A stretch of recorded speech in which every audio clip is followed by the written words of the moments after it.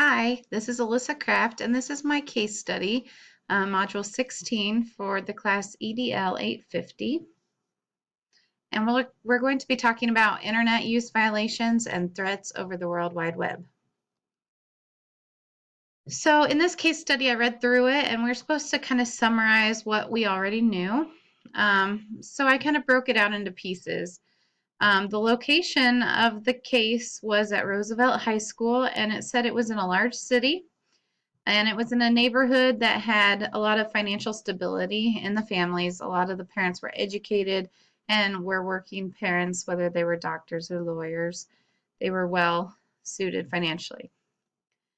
Some of the individuals involved, it first described Dr. Stephen Forbes. He has been the principal at Roosevelt High School for 9 years.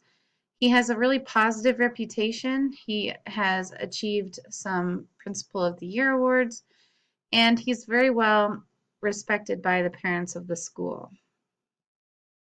The other individual in question was Miss Cindy Walker. She is currently in her second year teaching at Roosevelt. She teaches specialized science classes, and she is well educated. She already has her master's and more, and that causes the rigor in her classes to be high, and her expectations for what the students will achieve is very high too, but which unfortunately causes some stress for them. Dealing with more of what problem happened in this case, what we already knew was that there was an email and a website issue. There was an email sent to Miss Walker that included a URL to a website, and when she clicked on it, it took her to a site that included very offensive and critical language of herself and how she teaches in class. There was a quote on the website that said, "Who wants Miss Walker to disappear?" This led to a reaction from her, as it would have from me as well, and it included Dr. Forbes. She immediately panicked and called him in the evening, and he requested that she forwarded him the information. He read through it, told her it wasn't a big deal, and they set up a meeting for the following morning to talk about it more. So what do we still need to know? It's kind of open-ended. The questions I have is who created the website and who sent the email? Is it the same person, same computer, etc.? Is it a prank like Dr. Forbes insinuated, or is it truly a threat as Ms. Walker felt? And was it done at the school? Those were 4 things I want to know still before you can proceed. So with the information we had, I put together a proposed plan of action. And immediately, this is what I would do. First, as an administrator, I would meet with Ms. Walker and I would address her safety. Having teachers feel safe and heard is very important. I didn't feel that Dr. Forbes did a very good job about this. He kind of brushed it off as in it was in no way a legitimate issue. And she stayed at her parents' house, so she felt it was. So I would make sure she knows that I would protect her and get her what she needed. Next, I would contact the superintendent if I was the principal in this situation. And then together with the superintendent, I would very carefully go through all the school policies. What is the correct steps of action? Of course, I made mine here not knowing what their school policies are, but if there was a policy in place, I would follow those steps. After that, I would probably get the technology director on board trying to locate the source where the email was sent from, website. I'm not sure what all they can do, but have them do anything they can. After they began, I would contact law enforcement. I feel like since Miss Walker felt that she was being threatened, no matter my opinion, I need to address that and I need to make her feel safe. And I think getting them on board, at least for ideas, have them evaluate the situation and its severity, I think that would be the next step. And then they'll also be there in the end for if any action needs to be done legally. I would have a staff meeting with the faculty only. I would only give them the essential information. I know it's hard, I'm a teacher now, not to get more than that, But sometimes as you give more stories and assumptions are made. So let them know something's going on, but not more than they need to know. Hoping that the technology director has found something, I would meet with the guilty student and their parents and discuss what happened, and then I would issue discipline according to whatever school policy says I would do. And I think after it was all over, I would have a full school assembly where we talk about school safety and proper use of technology to try to help students understand how severe their actions can be. I would not do anything with the student body until after the situation was completely resolved, because sometimes that gives the person who did it the attention they actually want. So I would wait. Some of the strategies that I use to implement this is making all my faculty feel safe and informed because they are valued. I contacted my supervisor, which kind of gives me someone to bounce ideas off of and gives me protection. I included law enforcement, which again adds a level of protection to make sure we don't overlook anything with the law. Utilize the technology director, follow the district policies and enforce the policy discipline. And then I use a strategy of using it as a teachable moment and got the students involved at the end.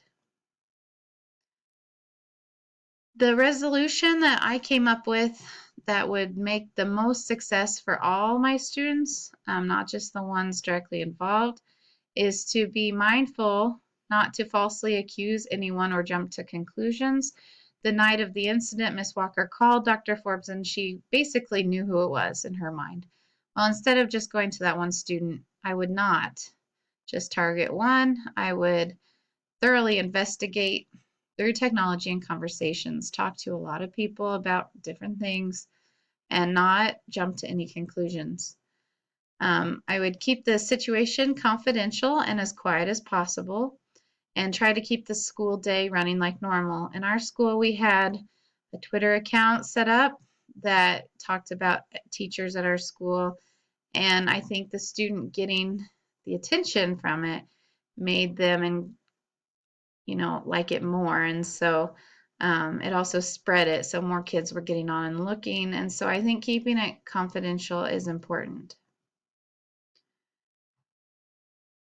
Based on just facts, I would take the situation very seriously.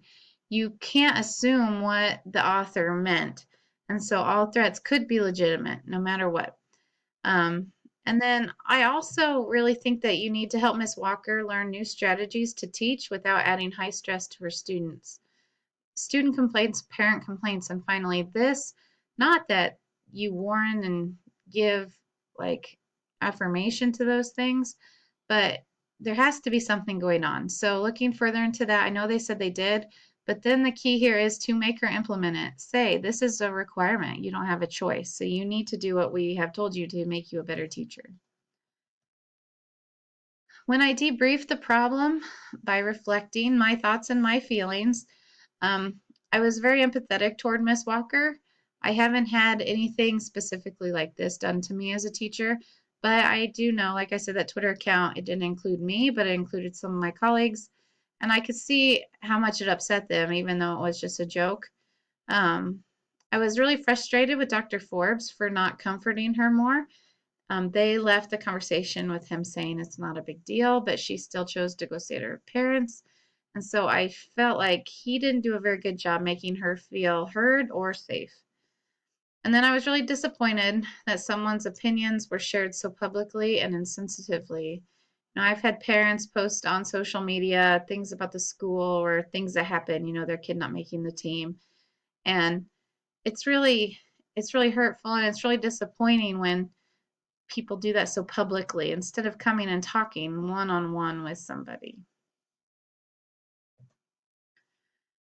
Some unresolved issues that we don't know yet is I want to know more about Miss Walker's teaching strategies. Is it just new and they haven't stepped up to the plate and taken them on? Is she really needing some work? I'm just curious about that. If the technology director will find the source. I'm curious if that'll be enough searching just to find out who actually sent the email or made the website.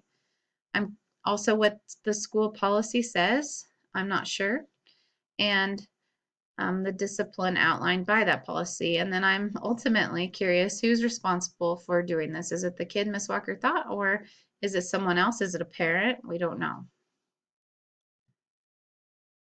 Through this, as a building leader, I showed integrity and ethics by following the district policies.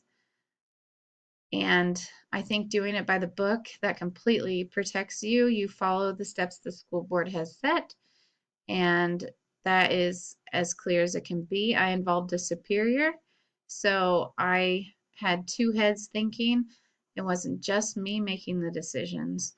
And then I included law enforcement, kind of the same idea as I followed every possible venue to get this handled the right way and to make sure that Miss Walker felt protected. How I showed personal and professional code of ethics. I listened to others and I documented it. Following the school policies, again, I think is such an important thing. I was confidential and I took all of the information seriously. So that's my case study. I hope that if this was real, they figured it out. Thanks.